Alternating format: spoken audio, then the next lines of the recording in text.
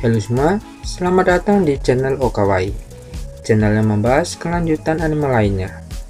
Di video kali ini akan melanjutkan light novel Classroom of the Elite Vol 11.5. Seperti biasa, jika kalian suka dengan channel ini, silahkan like dan subscribe aja biar tambah semangat bikin konten kelanjutan anime lainnya. Terima kasih. Oh ya, sebelum itu Ane ingatkan lagi bahwa ini semua adalah rangkuman yang berdasarkan daya ingat admin.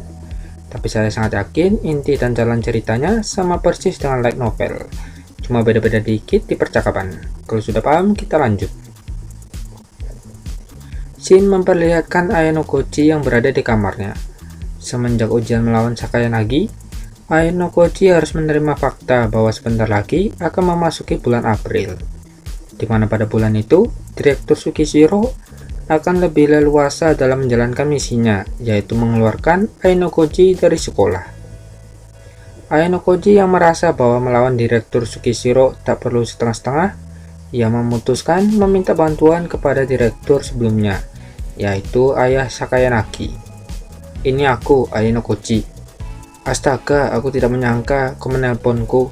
Singkat cerita, setelah Ayano Koji menelpon ayah Sakayanagi, Ayano Koji mendapat sedikit bantuan dari ayah Sakayanagi, berupa Mashima dan Cabashira Sensei akan membantunya. Keesokan harinya, Ayano Koji harus menghadiri upacara kelulusan tahun ketiga.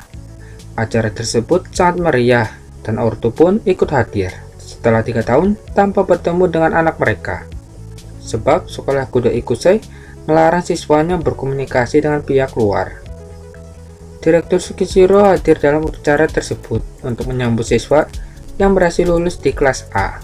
Siapa lagi kalau bukan kakak dari Horikita, yaitu Horikita Manabu. Ia berhasil lulus dari kelas A tanpa mengalami kekalahan satu kali pun. Manabu juga menjadi siswa yang berpidato dalam acara perpisahan. Di sisi lain, Ayano Koji mengajak Horikita untuk bertemu dengan kakaknya. Horikita berkata, "Tak perlu, aku juga bisa ke sana sendirian." Ayano Koji menjawab, "Baiklah, tapi aku tidak akan menemanimu. Aku akan menemui Manabu Senpai saat ini." Ayano Koji pun pergi meninggalkan Horikita. Setiba di tempat acara, Ayano Koji ingin sekali menyapa Manabu, tapi Manabu sedang sibuk dengan temannya. Oleh sebab itu, Ayano Koji hanya menunggu dan melihat suasana upacara kelulusan dan sambil membayangkan dirinya ketika lulus. Singkat cerita, jam pertemuan telah tiba. Ayano Koji pergi ke suatu tempat yang tidak ada CCTV. Lalu, ia menunggu kedatangan Mashima Sensei dan juga Cabashira Sensei. Singkatnya, Cabashira Sensei datang lebih dulu. Ia mulai bertanya maksud dari ucapan ayah Sakayanagi bahwa Ayano Koji meminta bantuan. Di sini hanya Cabashira Sensei, satu-satunya guru yang diberitahu oleh ayah Sakayanagi bahwa Ayano Koji adalah murid spesial dan harus dilindungi. Cabashira Sensei bertanya, "Jadi apa yang kau butuhkan?" Ayano Koji menjawab, "Tidak ada gunanya aku cerita lebih awal. Lebih baik nunggu Mashima Sensei, biar nggak 2 kali kerja." Mendengar hal itu, akhirnya mereka berdua menunggu Mashima Sensei. Singkat cerita, Mashima Sensei datang, tapi tak hanya sendirian, melainkan Sakayanagi juga ikut hadir. Mashima Sensei sangat terkejut dengan sosok Ayano Koji, di mana ayah Sakayanagi menyuruhnya untuk bertemu dengan Ayano Koji. Mashima bertanya, "Aku dengar dari ayah Sakayanagi bahwa Ayano Koji mau berbicara penting. Apa itu benar?" Ayano Koji menjawab, "Itu benar. Tapi sayangnya, Ayano Koji tidak tahu harus mulai dari mana." Akan tetapi, Sakayanagi yang tahu maksud ayangnya, yaitu Ayano Koji, pun berkata, "Biar aku saja yang menjelaskan." Cabashira dan Mashima Sensei dibuat lebih terkejut. Mengapa Sakayanagi yang memutuskan untuk berbicara yang akan disampaikan oleh Ayano Koji? Mashima Sensei bertanya, "Kamu siapanya Ayano Koji?" Sakayanagi menjawab, "Huhuhu, sebenarnya aku dan Ayano Koji adalah teman masa kecil." Seketika, Cabashira dan Mashima Sensei dibuat lebih terkejut dari sebelumnya. Kemudian, Sakayanagi mulai menjelaskan maksud Ayano Koji bahwa Direktur Tsukishiro sudah menyalahgunakan wewenangnya dalam ujian sebelumnya. Mashima Sensei bertanya, "Kalau tidak salah Sakayanagi yang menang kan?" Sakayanagi menjawab bahwa kemenangannya upaya kecurangan dari Direktur Tsukishiro. Sakayanagi berkata, sebenarnya aku kalah dari Ainokoji. Mendengar hal itu, kedua guru dibuat terkejut lebih dari terkejut dari sebelumnya. Tabeshira bertanya, kamu tidak bohong kan? Sakayanagi menjawab, tentu saja, Direktur Tsukishiro adalah suruhan ayah Ainokoji. Tujuannya ingin mengeluarkan Ainokoji. Mendengar hal itu, Ainokoji sangat berterima kasih dari dalam lubuk hatinya. Mashima bertanya, aku tidak percaya hanya karena Ainokoji tidak meminta izin ayahnya sampai segitunya. Mashima Sensei bertanya lagi, kalau begitu, aku ingin pastikan apakah benar kamu dan Sakayanagi adalah teman masa kecil? Apakah benar kamu menang melawan Sakayanagi? Ainokoji menjawab, semuanya benar. Lalu kenapa kamu ada di kelas D jika bisa mengalahkan top 1 siswa di tahun pertama? Kata Mashima Sensei yang masih kurang percaya. Bukan Ainokoji yang menjawab, melainkan Sakayanagi. Itu karena Ainokoji tidak ingin menonjol, aku lebih tahu semuanya tentang Ainokoji. Setelah memastikan jawaban dari Sakayanagi, kedua guru itu mulai sedikit percaya dan mencari bukti di ujian berikutnya. Setelah kepergian kedua sensei tersebut, Ainokoji sangat berterima kasih pada Sakayanagi. Tampaknya mungkin negosiasi akan gagal. Singkat cerita, Ainokoji kembali lagi bertemu dengan Manabu Senpai. Tapi kali ini ada Naguma Senpai yang mengucapkan kata selamat pada Horikita Manabu. Manabu yang melihat Ainokoji pun mulai menyapanya. Lalu, setelah mengucapkan kata perpisahan pada senpai yang selalu dikagumi olehnya, Naguma mulai meninggalkan Ainokoji dan Manabu. Manabu berkata, ada yang ingin kau sampaikan? Ainokoji menjawab, selamat Manabu senpai. Manabu berkata lagi, apakah Horikita datang? Ainokoji menjawab, entahlah, nanti akan aku sampaikan. Setelah bertukar sapaan, Manabu mulai meninggalkan Ainokoji. Setelah mengucapkan selamat pada Manabu senpai, Ainokoji bertemu dengan Hirata. Hirata berkata, hei Ainokoji, gimana ya, aku ingin kita jadi teman akrab, bisa nggak? Hirata meminta kepada Ainokoji bahwa ia ingin memanggil nama Ainokoji dengan nama depannya, yaitu Kiyotaka. Begitupun dengan Ainokoji yang memanggil nama depan Hirata, yaitu Yosuke. Keesokan harinya, Ainokoji berkencan dengan Hiyori di perpustakaan. Hiyori mengeluarkan buku novel yang ia sukai. Hiyori juga merekomendasikan bukunya kepada Ainokoji agar bisa berbagi ilmu ketika mereka berdua sedang berbincang. Di sisi lain, Ryuen bertemu dengan Hashimoto dan juga Kanzaki. Mereka bertiga bertemu di toilet. Di situ, Kanzaki sangat tidak terima pas ujian sebelumnya, bahwa kelasnya harus kalah dari Ryuen dengan skor telak 25. Kanzaki berkata, kau pasti curang kan menggunakan obat sakit perut untuk siswa kelas B? Ryuen menjawab, siapa yang tahu? Hahaha. Kanzaki berkata, mulai hari ini dan seterusnya, aku yang akan memimpin kelas B dari bayangan. Ryuen menjawab, haha, itu adalah salah kalian karena Ichinose tidak layak sebagai pemimpin. Ia hanya cocok sebagai support. Tanpa sepatah kata pun, Kanzaki menerima pernyataan tersebut. Scene berpindah lagi pada Ainokoji yang masih di perpustakaan. Setelah selesai kencan dengan Hiyori, Ainokoji memutuskan untuk pulang ke asrama. Akan tetapi, hujan turun dengan deras. Ainokoji melihat Ichinose di seberang yang sambil menunggu hujan reda, dengan raut wajah yang murung. Melihat ciwi cantik murung, Ainokoji bergegas kembali ke perpustakaan dan menyewa payung. Namun ketika ia berhasil menyewa payung, Ichinose sudah pergi. Alhasil Ainokoji pulang sendirian. Di perjalanan menuju asrama, ternyata Ichinose sedang terdiam di tengah hujan yang sangat deras. Lalu Ainokoji menghampirinya. Apa yang kamu lakukan di sini? Ichinose menjawab, Ainokoji-kun ya, aku ingin hujan-hujanan. Ainokoji yang tidak bisa dibohongi pun mulai mengikuti Ichinose, yaitu hujan-hujanan. Ichinose berkata, apa yang kamu lakukan? Nanti kamu sakit. Ainokoji menjawab, bukannya itu juga sama denganmu. Lagian aku kan laki-laki. Ichinose yang merasa Ainokoji keras kepala, akhirnya ia ingin pulang ke asrama. Tapi bukan ke kamarnya, melainkan ke kamar Ayano Koji. Tanpa basa-basi, Ayano Koji membawa Ichinose ke kamarnya. Di dalam kamar, Ayano Koji memberikan handuk agar Ichinose tidak masuk angin. Lalu, Ichinose mulai curhat bahwa akibat ulahnya, kelas B kini turun satu tingkat menjadi kelas C. Selama pertandingan berlangsung, Ichinose tidak punya keberanian melawan Ryuen, di mana ujian yang direkomendasikan Ryuen adalah ujian bela diri dengan sistem KO. Jelas sekali bagi kelas B, ujian tersebut sangat memberatkan mereka semua. Setelah mendengar curhatan Ichinose yang akan menangis, Ayano Koji mulai memegang pipi Ichinose dan mendekatkan wajahnya ke hadapan Ichinose. Tatapan mereka saling bertemu satu sama lain. Ichinose pun mulai grogi dan deg-degan dengan situasi tersebut. Sedangkan Ayano Koji, ia berkata di pikirannya, Ichinose sudah hancur saat ini. Aku bisa saja mengewengnya dan memberikan spik-spik manis agar ia percaya. Tapi aku ingin melihat Ichinose tumbuh berkembang lagi. Akhirnya Ayano Koji berkata, Ichinose, di kelas 2 nanti, aku ingin kita berhubungan seperti ini, yaitu teman. Aku akan membantumu. Mendengar hal itu, Ichinose perlahan mulai bangkit. Singkat cerita, tibalah di mana Horikita Manabu akan meninggalkan sekolahnya.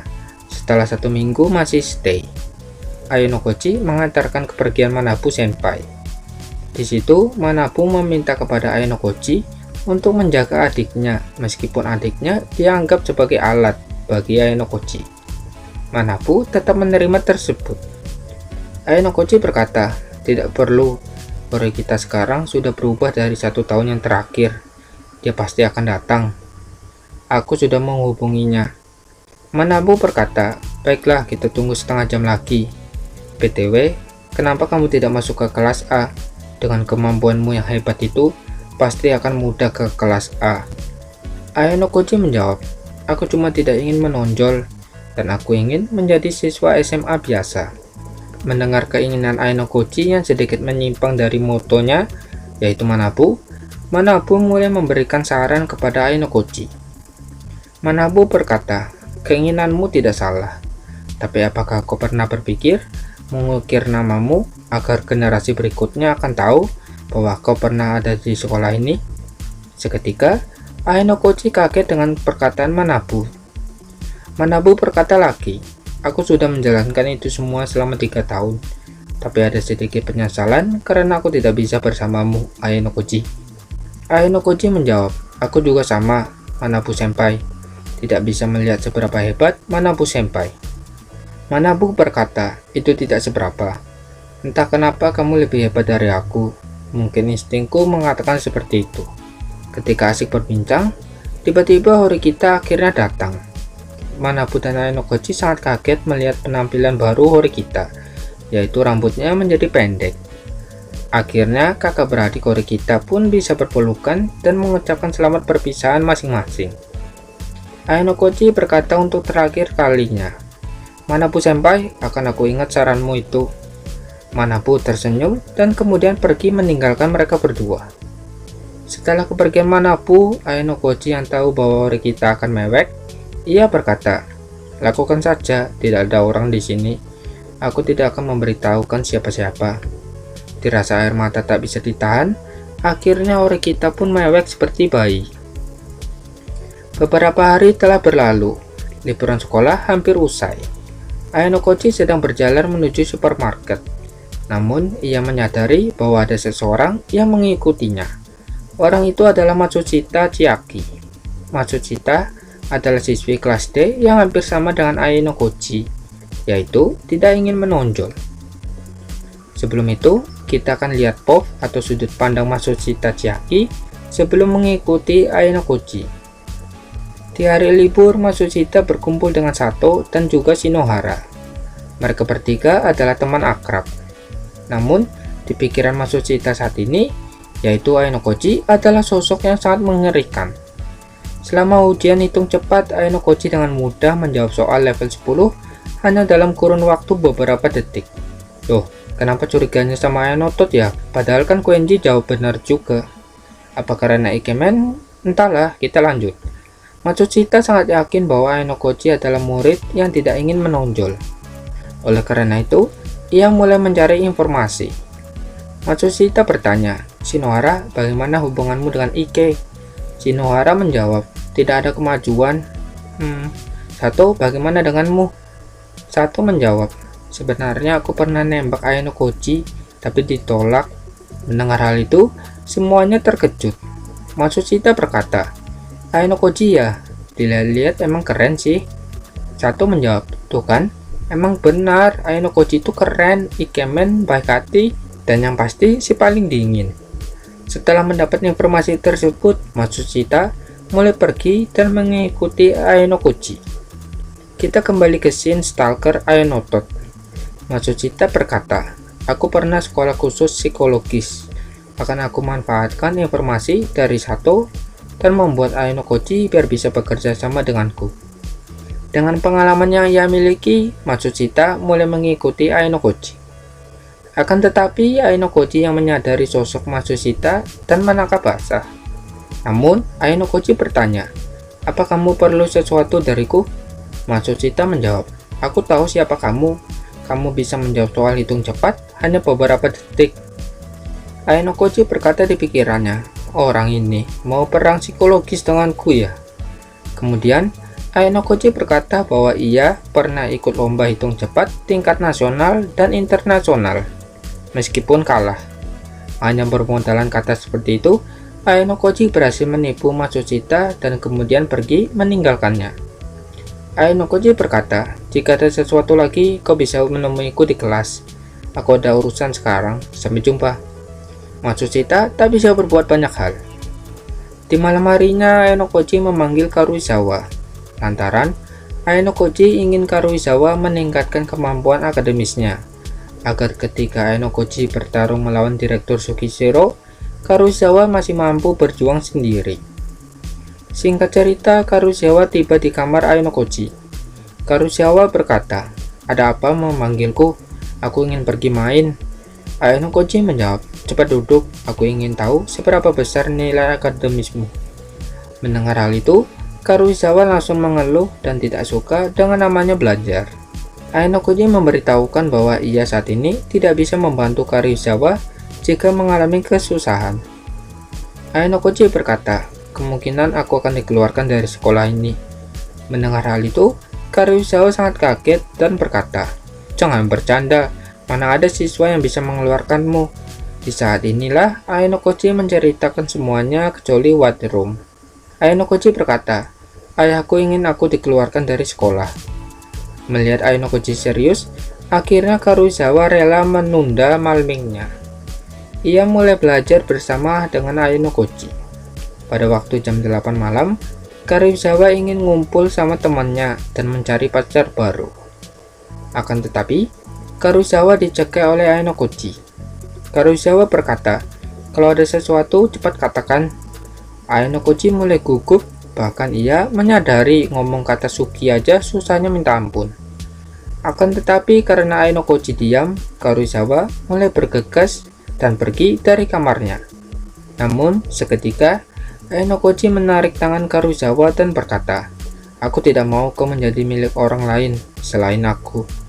Mendengar hal itu, seketika wajah Karuizawa mulai merah dan masuk ke mode tsundere. Karuizawa bertanya, "Jadi kamu suka denganku ya?" Ainokoji menjawab dengan lugas bahwa ia memang menyukai Karuizawa. Awalnya Karuizawa ingin menggoda Ainokoji, tapi malah ia sendiri yang kena imbasnya. Ainokoji sekali lagi berkata bahwa ia menyukai Karuizawa dan meminta jawabannya. Karuizawa pun yang sudah puyeng 7 keliling tanpa disadari mengaku juga bahwa ia menyukai Ainokoji sejak Sato ingin berpacaran dengan Ainokoji. Setelah mendapat jawaban, Ainotot langsung bergegas mengkisu Karuizawa. Tapi dikarenakan Karuizawa panik dan wajahnya sangat merah, ia menolak dan lebih memilih berpelukan. Ainokoji berkata di pikirannya, "Cinta, aku tidak pernah merasakan hal itu. Tapi dengan hadirnya Karuizawa, mungkin aku bisa merasakan hal itu. Terlebih lagi, mungkin aku juga ingin mengikuti saran dari Manabu Senpai." Oke kan, akhirnya penutup series Classroom of the Elite tahun pertama telah usai. Besok ayo notot naik ke kelas 2. Terima kasih yang sudah mampir, sampai jumpa, bye-bye.